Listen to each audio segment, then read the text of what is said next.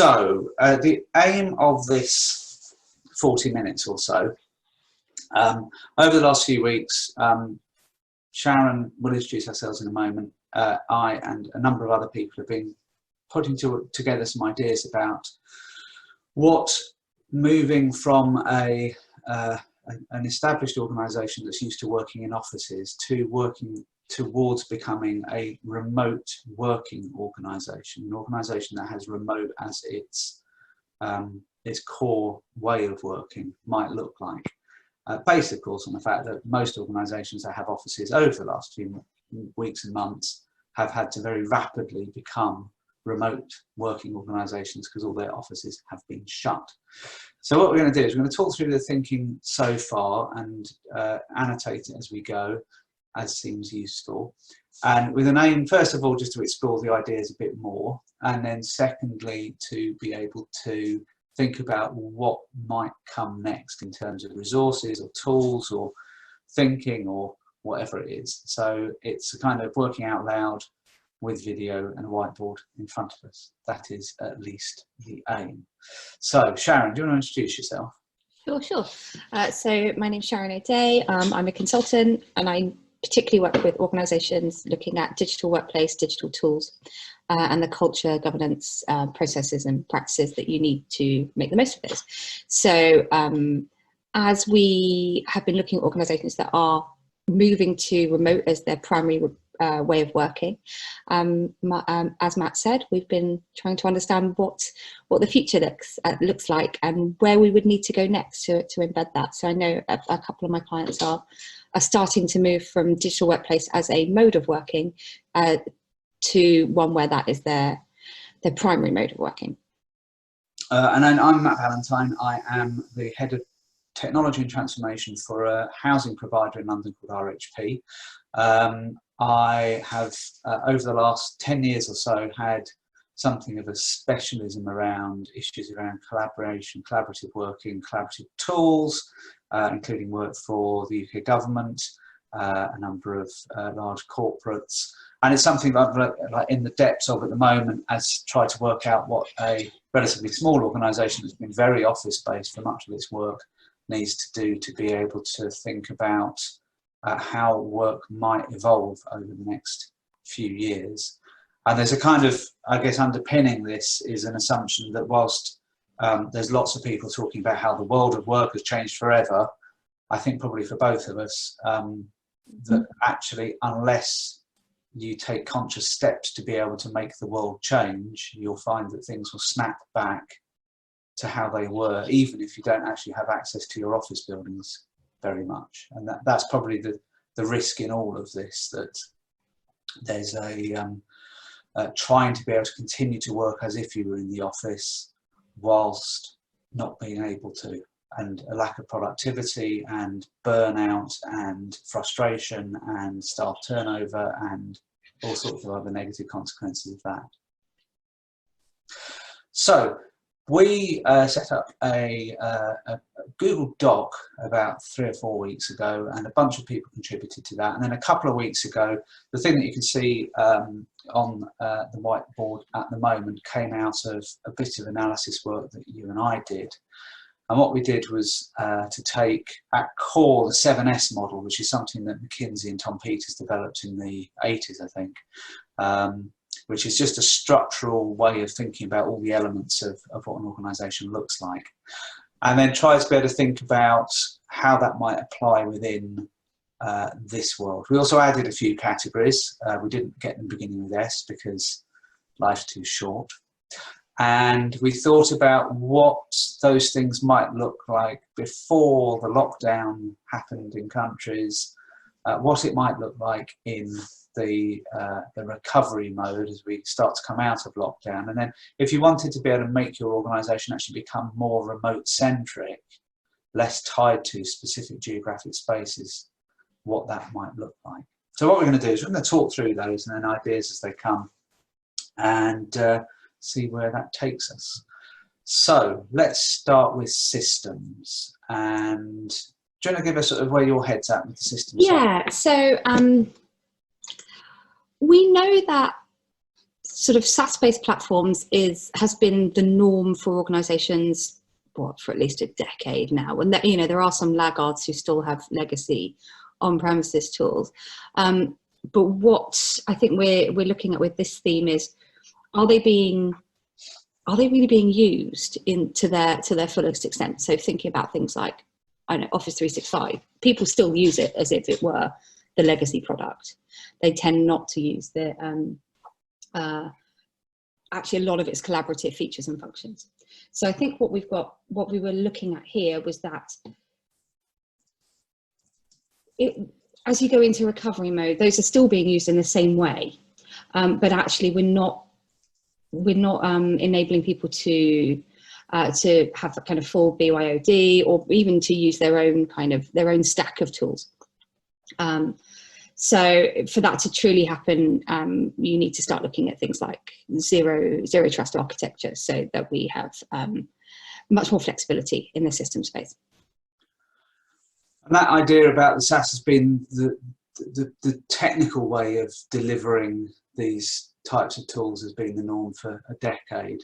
If you look at, say, within the Office suite, how vast swathes of it, most people have no awareness of at all. Yeah, exactly. How many people know the planner exists? How many people know that you can work on a document at the same time as somebody else if you save it within OneDrive or Teams? How many people have ever looked at Delve?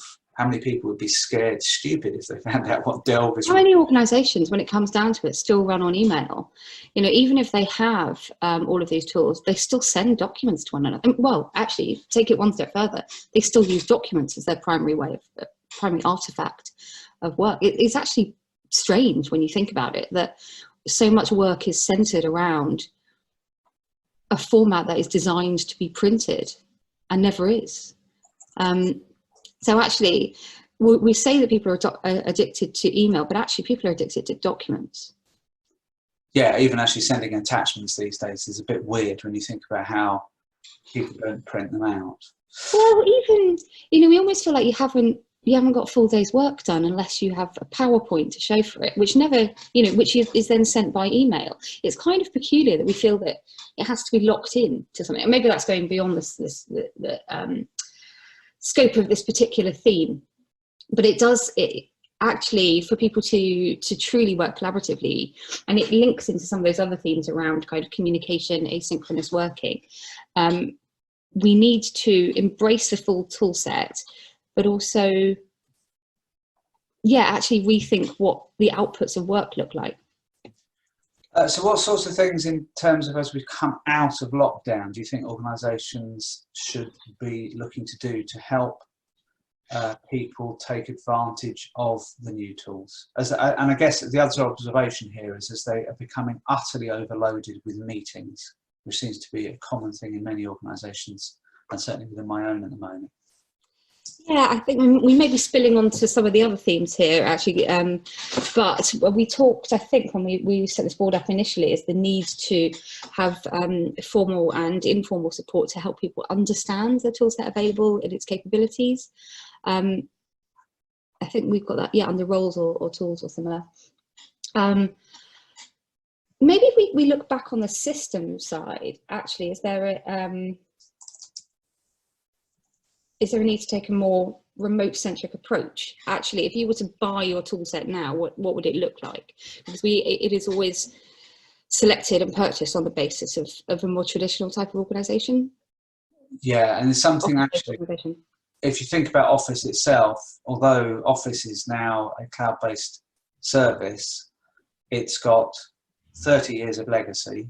Yeah. Based around tools that were always developed originally to be delivered on premise. Certainly, I think Microsoft would admit this as well. The challenge that they've had with developing Office 365 has been, how do you manage both the on-premise model of using it for legacy and also for the cloud-based model? So things like collaborative document working really slow to come into Office 365 because they had to reverse engineer a bunch of stuff that was still based around the idea of files sitting on file servers. Yeah. But there's a bunch of cultural and behavioural assumptions, I think, within Office, and actually Google G Suite to a great extent as well, although maybe not quite as much, which assumes that actually these tools are being used by people who are sitting in offices, whether that's the same office or a bunch of different offices, but nonetheless, you are office based. And how many tools exist that actually have been designed ground up with the assumption that everybody is working remotely?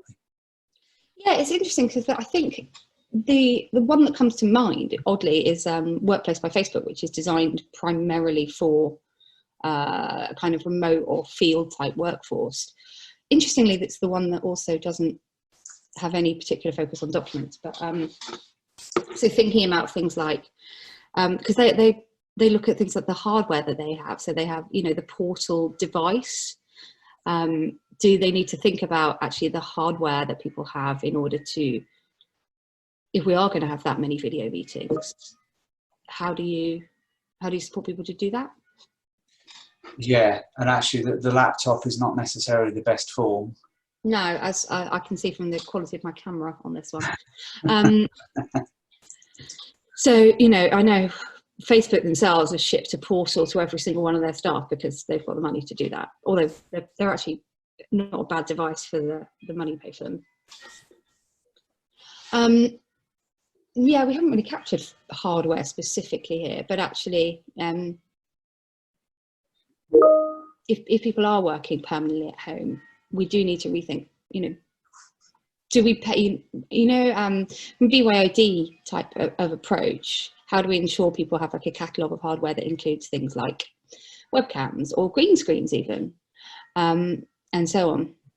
That's interesting because, funnily enough, I can switch over to something that I've been working on over the last few days, which is a catalogue of what it is that might be required for people to be able to work effectively from home. And we're doing this because we're just assuming that now this is going to be something that's going to sustain this for quite some time.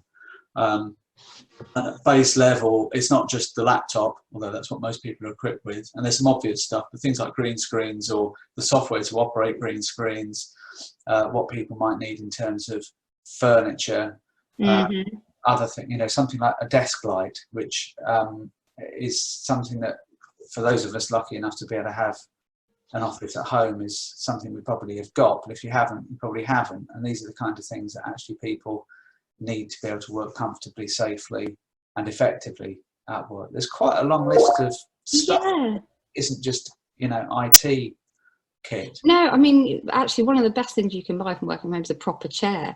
The number of people who are working on sofas or kitchen chairs, recipe for RSI in the coming years, which is slightly worrying. Absolutely. And then looking into the future, so this is the kind of transition phase. The idea of bring your own device, or not even bring your own device anymore, we're going to have to just call it use your own device because you're not bringing it anywhere. Yeah. Bring your own software, which I think is actually has happened, often gets called still shadow IT, but the idea that actually, and I've thought this for some time, the idea that I would want to use my own device, but I only want to use your software on it, Mr. Employer, is a nonsense, because the reason why I use my iPad is because of GoodNotes and Miro, which are not tools that necessarily my employer would necessarily provide to me in the same way that I might want to use a Moleskine notepad. Yeah, well, also this ties in with, I've been doing a lot of sort of talking and thinking over the last year and a half or so on the future of work. And actually before, the time before COVID, we talked about the future of work. It was often around, you know, the decline of the traditional employer-employee relationship as more of us have portfolio careers or work for a number of organizations. And actually that ties really heavily in with that actually as a consultant or as someone who works with multiple organizations, it's easier for me to be able to use my own kit and my own software to work for multiple organizations. And actually, and I have a workflow that is based around using the tools of choice. Enabling people to do that with organizations more effectively also makes them more flexible to work with third parties, to help people to be more productive and so on. Obviously, that's had some challenges in team working. It has challenges with team working. It also has some challenges for security data management. And actually, that one of the pieces of work that I did for the UK government a couple of years ago now was looking at how current and evolving and emerging collaboration technologies sit within the context of regulatory constraints.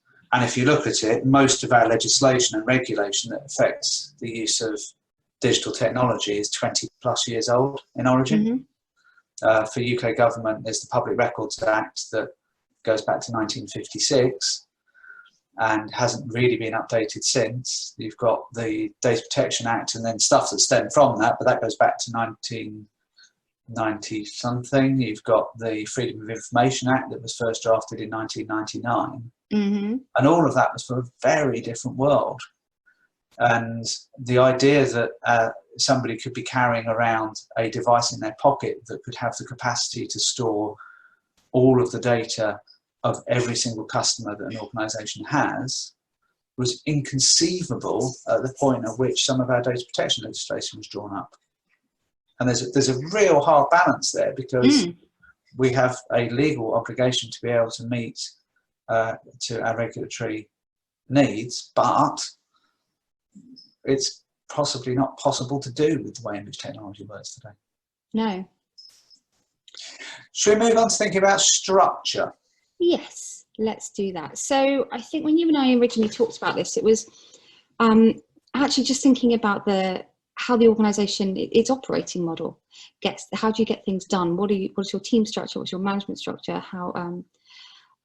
And in a traditional office-based organisation, there's both formal and informal hierarchy. Decisions are made using that hierarchy. As we've switched to remote as this recovery mode, as we've done this kind of emergency recovery mode, that hierarchy still exists. So people who still know who's in charge, but that creates bottlenecks. I think we've found that actually being able to operate a hierarchy inside an organisation at distance creates its own challenges. So to be truly remote first, actually, how do we enable people to operate as multifunctional teams across organisations that aren't, based on, for instance, projects or outputs or commonalities such as profession? It's going to take a lot of unlearning that for organisations, isn't it? Putting in software as a service is fairly trivial in comparison to the hierarchical structures that expect somebody above to be able to give approval for somebody below to do something. Well, I mean, if you read any of those, what is it, Zappos and all of those organisations that said that they were getting rid of hierarchy, most of them have either officially or unofficially brought it back again, because there is a need to have accountability and decision making. I think the challenge is that when you're working asynchronously and devoid of geography, then actually you can't guarantee that chain of command is still available.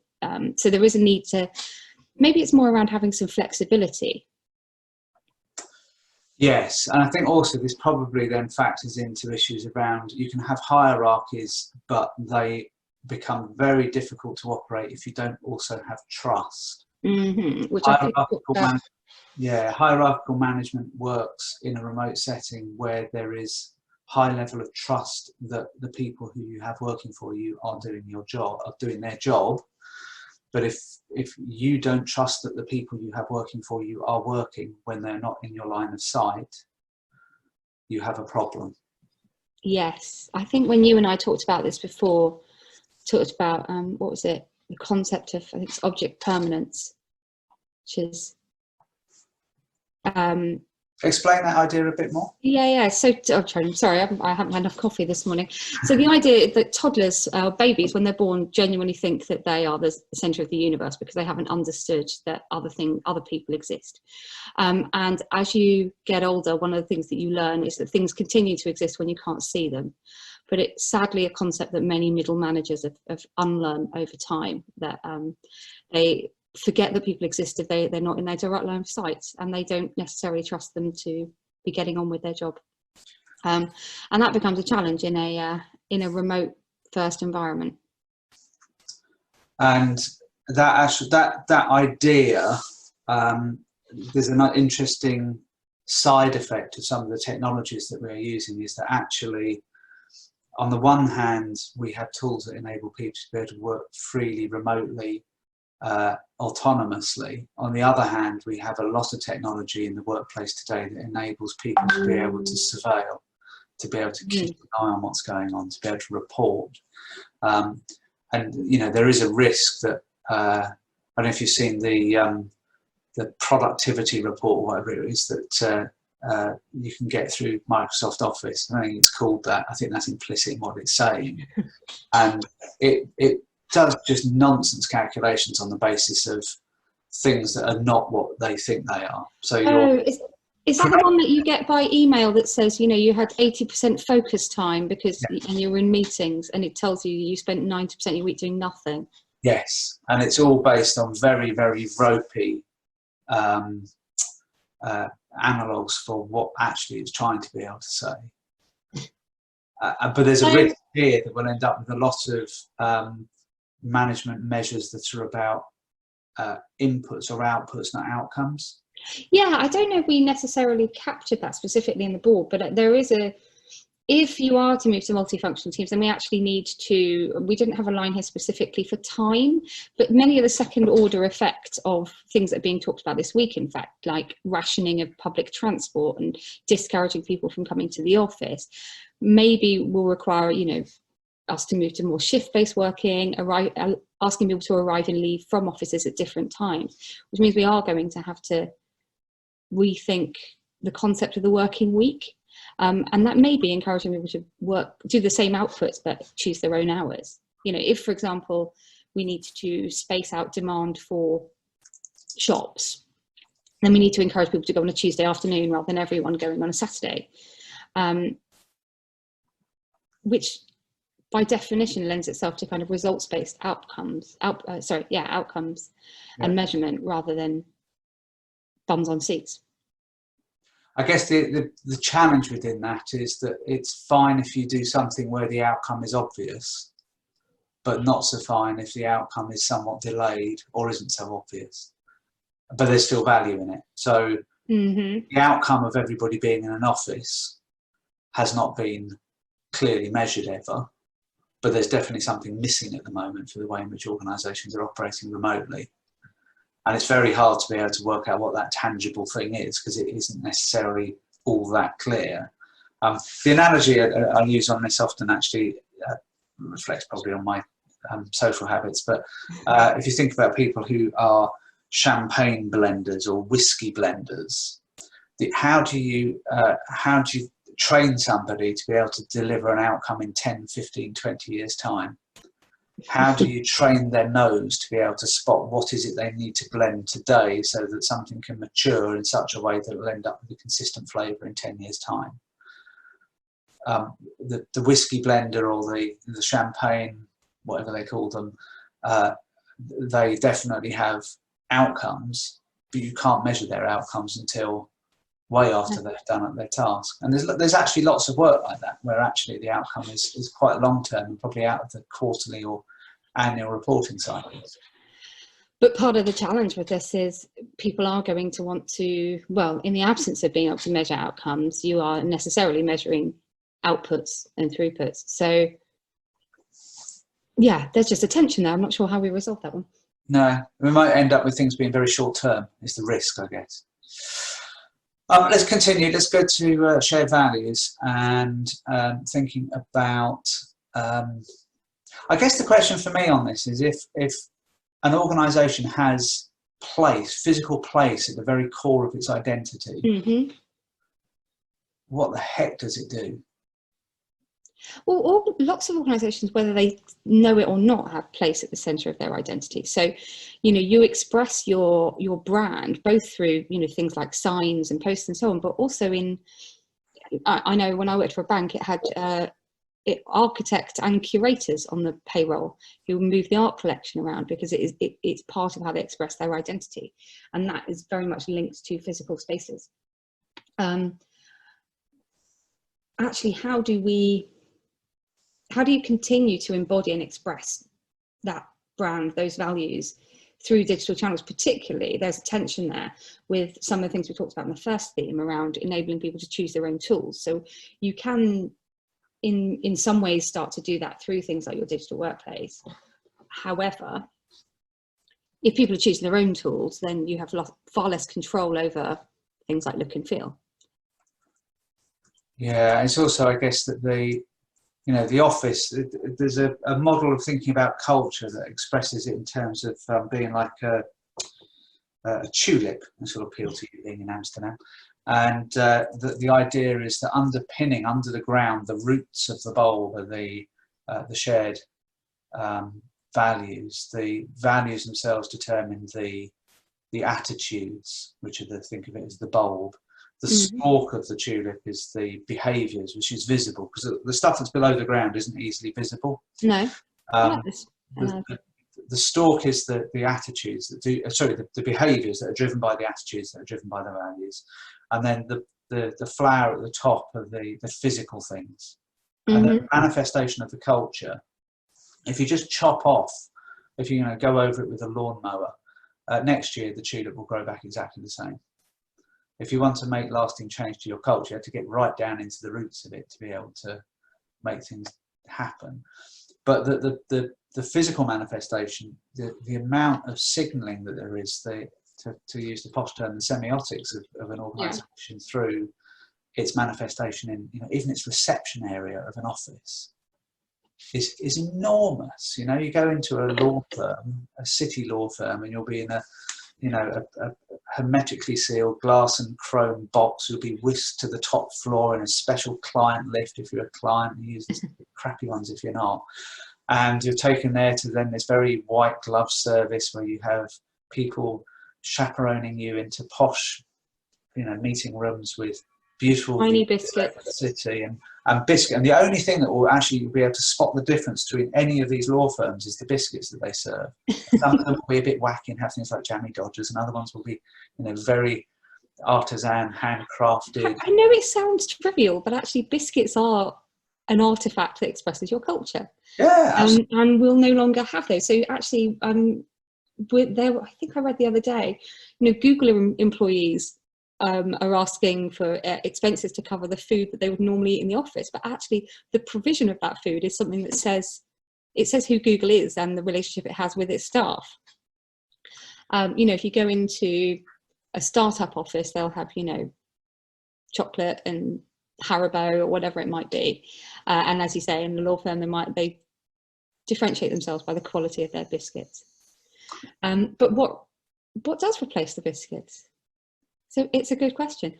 So actually, when we talked here around those physical places and those physical manifestations of brand, of culture and values will be harder to obtain, express, but we aren't fundamentally losing anything beyond the tulip head, are we? It should still express itself through interactions, through the things that you do, but also it should express itself surely through things like the user experience of the tools that you provide. Because we often find with organisations, so there's interaction between people, I'm saying as you're typing, but also it's the interactions that you have with the work itself. So we often find we give employees quite a crappy tool set that gives, it can be using out-of-date tools or things that don't work effectively together. And if that's the only expression of your brand, your values and culture that employees are left with, then that can potentially be quite a poor one. Yes, and that's a really interesting point as well, isn't it? That the other part of this is the employee engagement story that for years I think has been one in many organisations. It's about how do you recompense for essentially not very nice work. Mm-hmm. And how do you now shift that? I think the idea about being able to get engaged employees through buying them pizza every other week, compensating them for the resilience that they need to show to put up with the crap. Yeah. That's gone. Yeah, you're still here at 9 o'clock, so let's get some pizza in. Yeah. You were at home at 9 o'clock, so you can order your own pizza. It doesn't send the same message. What is it that you send a pizza around? I don't know. It means that you're working too hard, quite frankly. Yes. That's probably a sign of my age, though. The note that we need to put there is that it is also through the interaction with the actual work. Yeah. So there is a point there around needing to understand the end-to-end employee experience, and more to the point, identify where that's doesn't meet your brand, your values, your culture. And also how much of that has been predicated on being in the office. Because much of it will be. We get away with it because we can enforce brand values through the posters on the walls. If that goes, it's not the same as the wallpaper on your PC, because that isn't in any way. If you were to map the employee journey on an assumption that the employee rarely or never came into the office, what would that look like? So, there will be people who were supposed to start office-based jobs in March or April who've probably never been to their office. They've been, couriered a laptop and had a few Zoom calls with their team. That's really interesting stuff, isn't it? And I think that's going to be a real challenge for people to be able to get their heads around, and onboarding of new employees when you don't actually get to physically greet. So lots of I don't know if you have this, but big corporates, if you're over a certain grade, they'll onboard you in blocks and then ship you off to the other side of the world for an intensive week of onboarding. Indoctrination.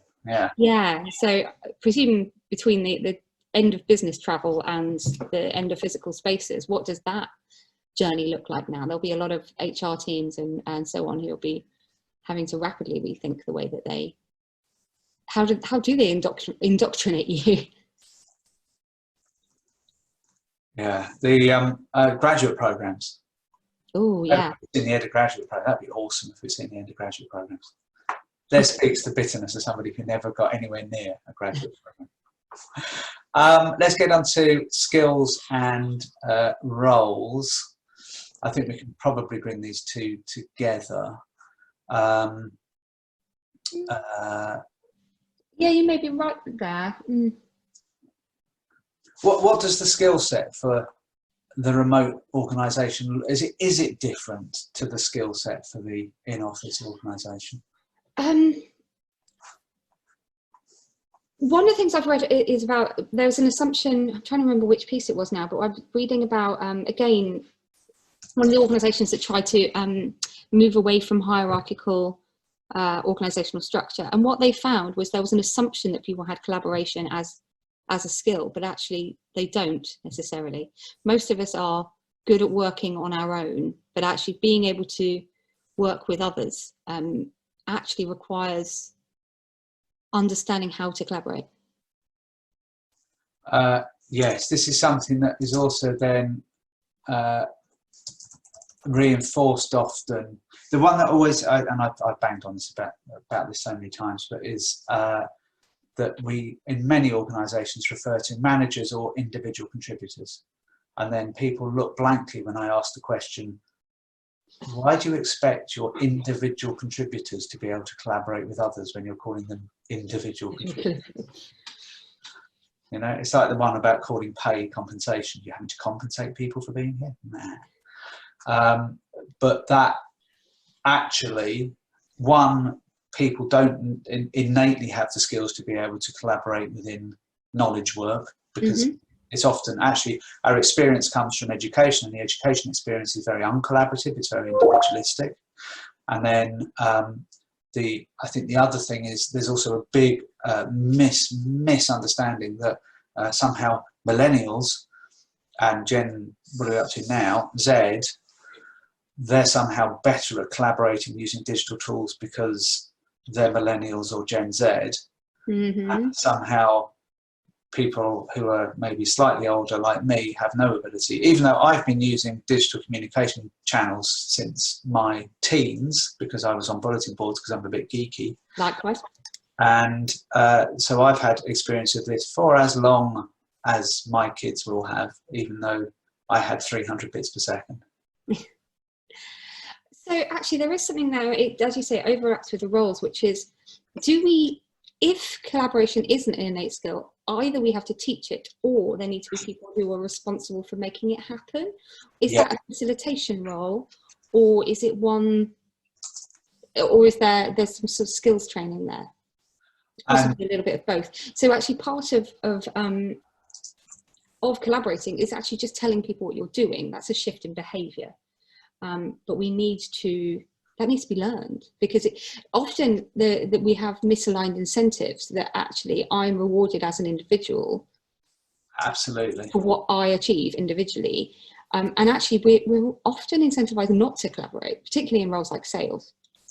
Oh, absolutely. It's fierce, and it's actually encouraged the idea that salespeople have to have rewards programs that incentivize them against their colleagues, and we want them to collaborate with each other. Again, it comes back to this whole point. You've got individual versus team versus organizational incentivization, and actually, yeah. I mean, what does this mean for bonus season? Actually, do they need to rethink? Because if you can't capture people's outputs or projects in the same kind of way, are we going to go into this sort of metrics hellhole?